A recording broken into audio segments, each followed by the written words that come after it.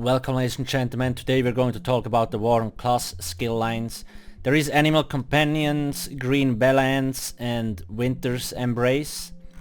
Now those pictures have been taken at PAX East around mid-March. It is a very early build, so keep in mind a lot of things might change till Morrowind gets released. Now I just want to talk about this kind of stuff, and I will also talk a little bit how the skills felt while I was playing it at the event in Zenimax's office. I will do a separate video on how it felt playing PvP and PvE, otherwise it will just get too long. I will put the link of this page into the description, and once we have more information I will obviously also put more stuff on my website regarding Morrowind. So we have the Animal Companions. Now this guild tree has a lot of pets. So first off there's the Eternal Guardian. This is like ultimate, the Beer Bear ultimate. Really strong, every 1 second you do damage, and then you have Guardian's Wrath for 75 ultimate, causing 21k magic damage, and under 25% damage it does another 100%. So this fucking OP, and there's also Stamina Morph. You need to double slot this ultimate though. That's the only downside, but like you can get this even to hit harder. It's fucking broken, and it actually, like in PvP it hits also hard. Then we have Growing Swarm. This is kind of an AoE dot, and you see when ability ends, Fetcher flies infect up to 6 new targets. And that's actually really nice, mostly for PvE though, I guess. Cliff Racer. Now this is the kind of main spammable attack, like Force Pulse or Lava Whip for a Magica DK. So this skill cannot be dodge rolled. That's actually why it's gonna be quite nice, especially in PvP. And you see, if you're further away than 50 meters you deal 15% more damage. So instead of spamming Snipe, you might see people spamming Cliff Racers. Now the animation is quite slow, so you can block it, but again, not dodge roll. Bird of Prey. Now that's why I actually think the class is really strong, especially in PvP. You get Major Expedition, Speed buff, you get Minor Berserk, Damage buff 8%, and Major Endurance, Stamina Recovery. Like this is basically a must-have, no matter what. Then we have Blue Betty, aka Belly Netch. Gives you Magic back over 25 seconds. There's also Stem Morph, and it like cleanses a negative effect.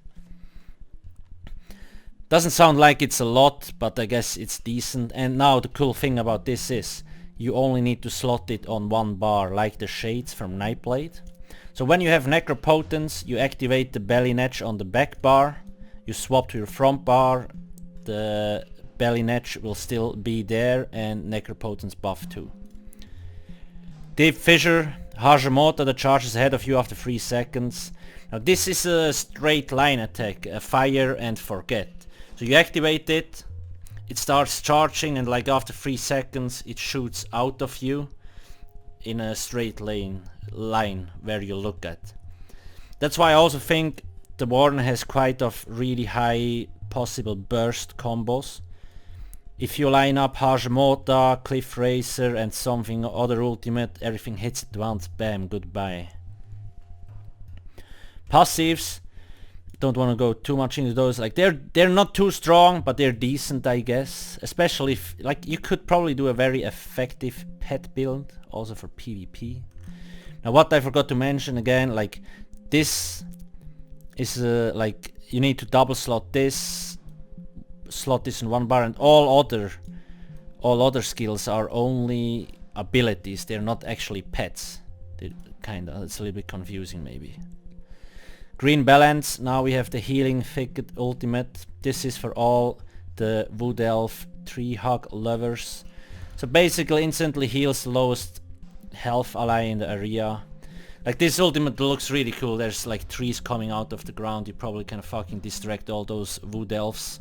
Like they forget how to fight when they see all those trees. Whatever, it's really strong. It doesn't cost a lot. 75 ultimate points, really cheap. Enchanted Grove. Mushrooms, it's gonna be a mushroom party. Like it gives healing and minor intellect and endurance, and It's like, I think it's a nice heal. However, it felt Warden was a little bit difficult to heal because you can't just fucking smash that Breath of Life button like on a Magicka Templar and don't give a shit where your ally is. Like on a Magicka Templar you spam Breath of Life and the dude can be 2 kilometers away somewhere behind a mountain and you still heal him, right? Here you actually need to care about where your body stands, otherwise you will not heal him and he's gonna get wrecked.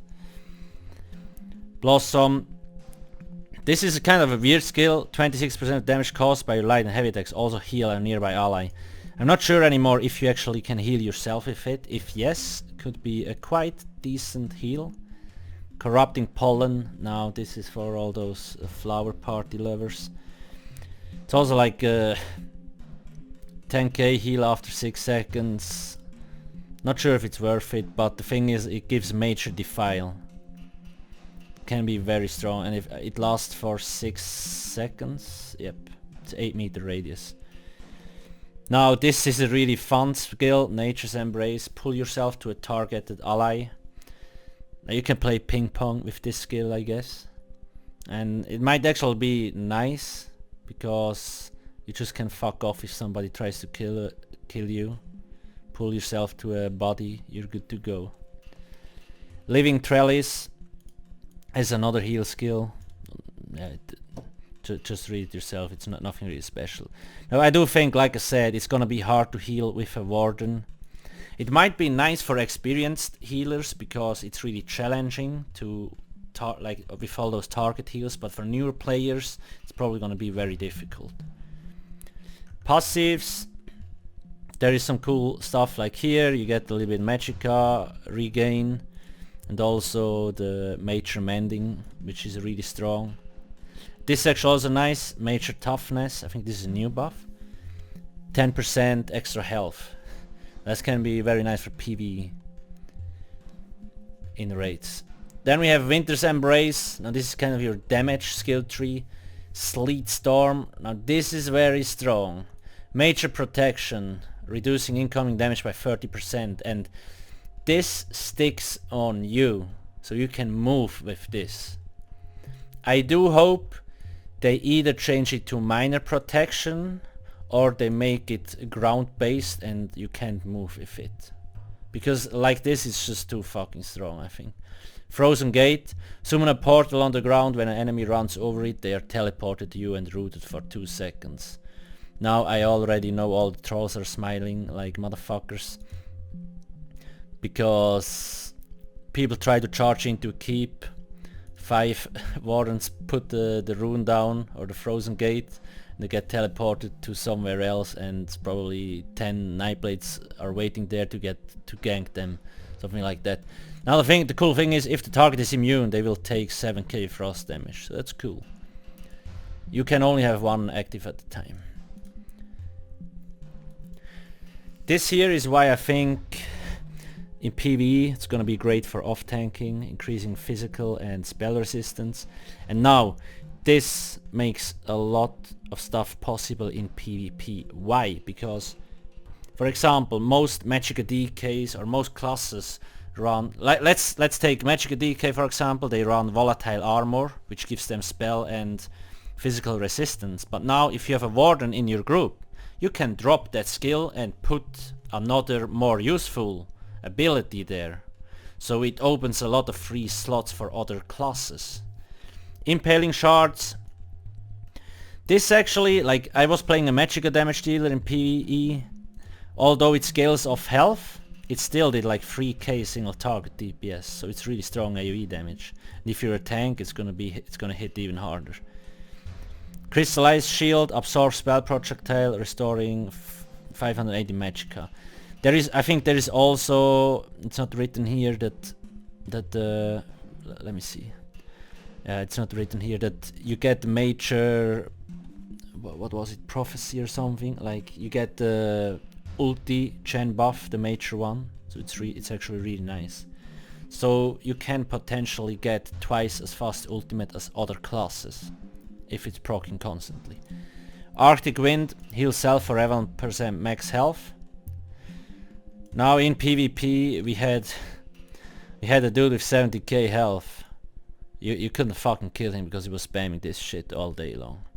Now sure, he didn't do damage, but we couldn't kill him. Frozen armor gives you like 500 resistance, nice.